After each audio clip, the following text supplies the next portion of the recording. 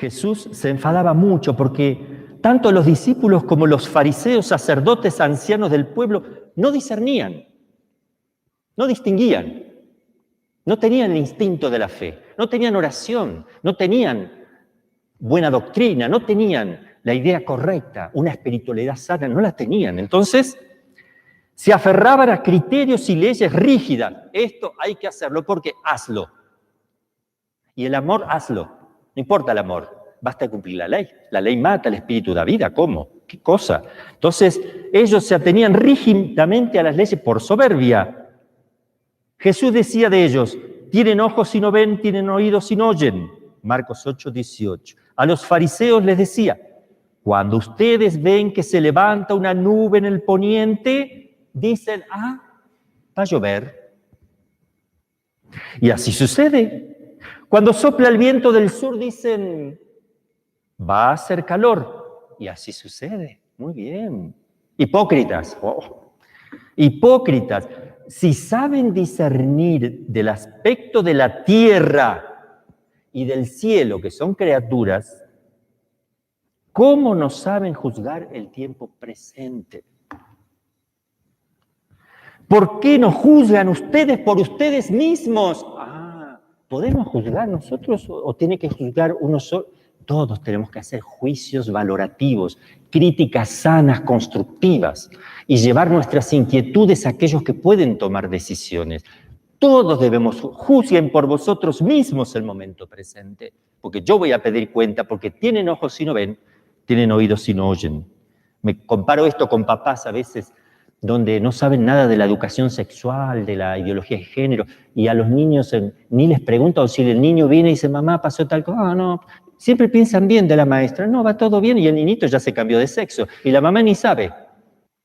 Entonces, ¿esa mamá tiene discernimiento? ¿Qué le va a decir el Señor? Muy bien, pensaste bien de todo el mundo, ¿eh? Tú creías como una ovejita tan... Estudia, investiga, es tu hijo, es tu oveja, serás juzgado por lo que a él le pase. Eso es importante. La mirada de Dios no es como la mirada de los hombres. Los hombres miran las apariencias, pero Dios mira el corazón.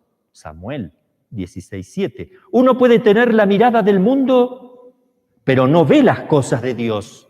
Jesús se enojaba también muchísimo, hasta con los apóstoles, porque no veían las cosas con la luz de la fe. Una vez les dijo, cuídense de la levadura de los fariseos. La levadura es la soberbia, que infla. Cuídense de la soberbia, de la levadura de los fariseos. Pero ellos pensaban que les estaba preguntando si habían guardado pan. Jesús se enojó. Y muchas veces los tuvo que corregir. Incluso hasta después de la resurrección, los discípulos de Maús pensaban que aún Jesús iba a liberar a Israel de la opresión de Roma. Y no se daban cuenta que los había redimido del pecado. Muéstranos al Padre, le decía Felipe.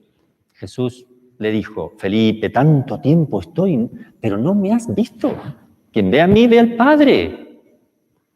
Falta de discernimiento. Por eso, para poder obedecer mejor a la autoridad civil y religiosa y con sentido sobrenatural, en momentos de prueba y de manera particular, conviene conocer y discernir entre el bien y el mal. Hay cosas que no se deben acatar. No se deben acatar. No digo desobedecer, sino acatar, porque no entra en el campo de la obediencia algunas cosas. Ya sea porque no es la autoridad legítima que te lo está mandando, o porque excede al fuero propio de esa autoridad. Por ejemplo, el gobierno civil no gobierna para la vida eterna en cuestiones de fe y moral, o porque contradice la ley natural o la ley divino positiva. Es más, a veces estamos obligados a no acatar, como nos enseñó el catecismo. Por ejemplo, en las persecuciones religiosas por leyes contrarias a la fe y moral cristianas o contra la naturaleza, hay que reaccionar.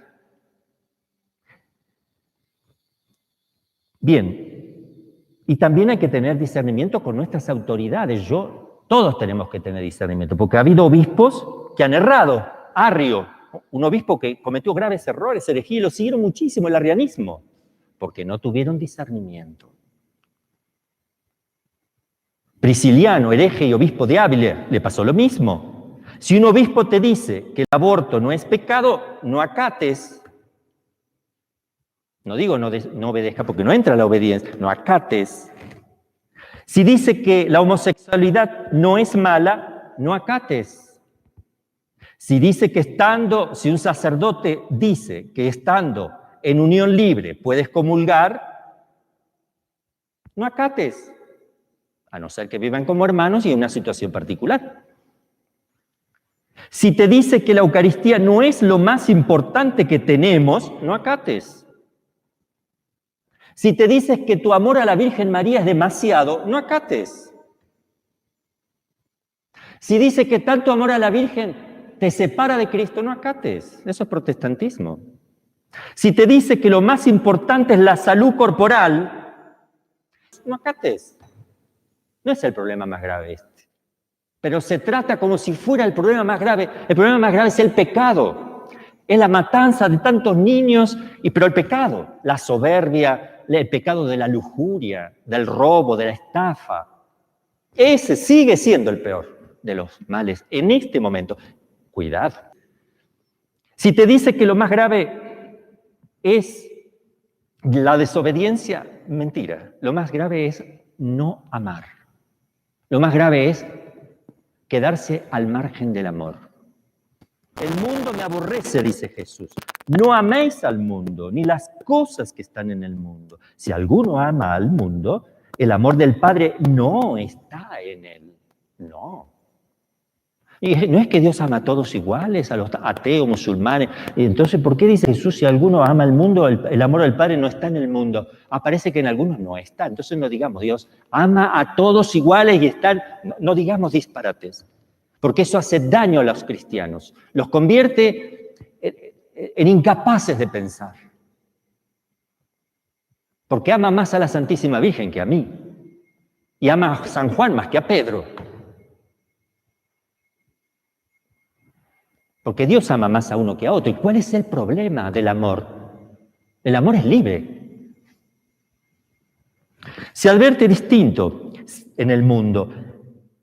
Se ve sin ver, se oye sin oír. El mundo busca distracciones, el católico busca recreaciones, que son dos cosas, no se distrae en medio de una recreación.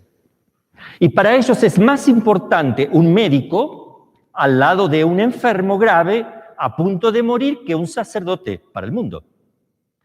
Para el mundo, un médico, un policía, una enfermera, una cajera en el súper son héroes, pero no un sacerdote.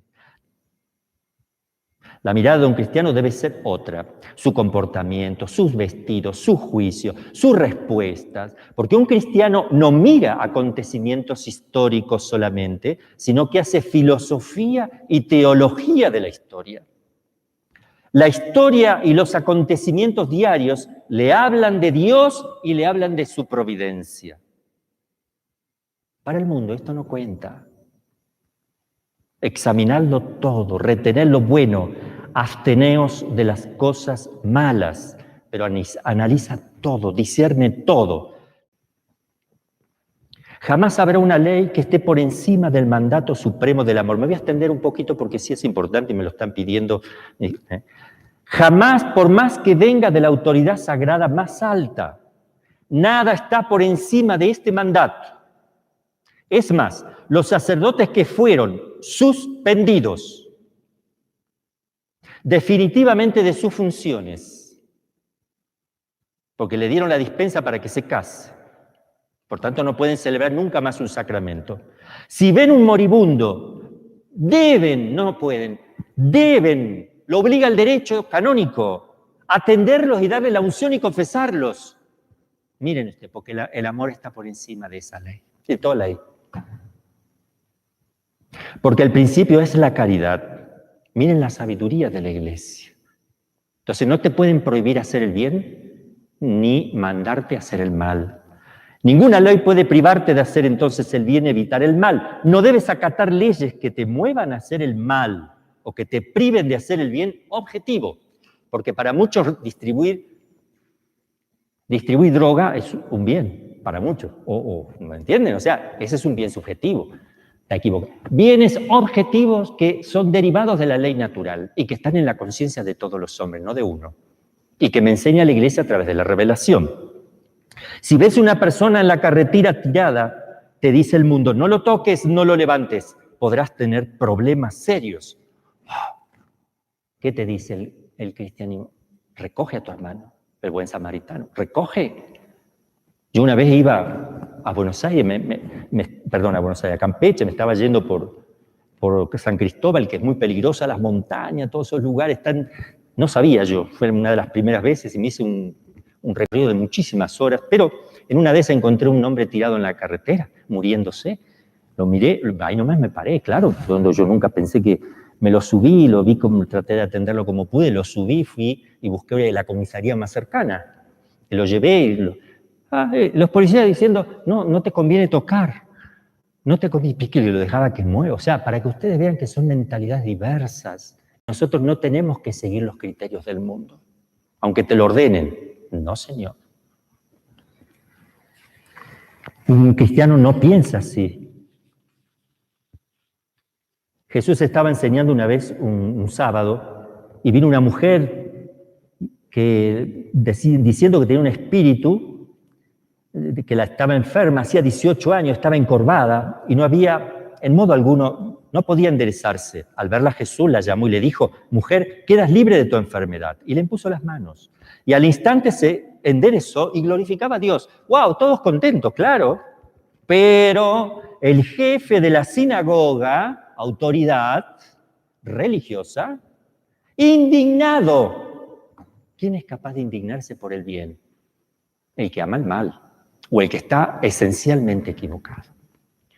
Indignado de que Jesús hubiese hecho una curación en sábado. Y decía, hay 6 días en que se puede trabajar y justo vienen en sábado a curar. Y Jesús le dice, si se te cae una ovejita, bueno, todo lo que conocen ustedes. En otro momento vienen los fariseos porque le manda a Herodes, que era autoridad civil de Jesús, en Galilea. A ver, 3 fariseos. Señor, dice Herodes que no predique. Claro, eran ellos también, que no predique, no expulses demonios y no sanes enfermos.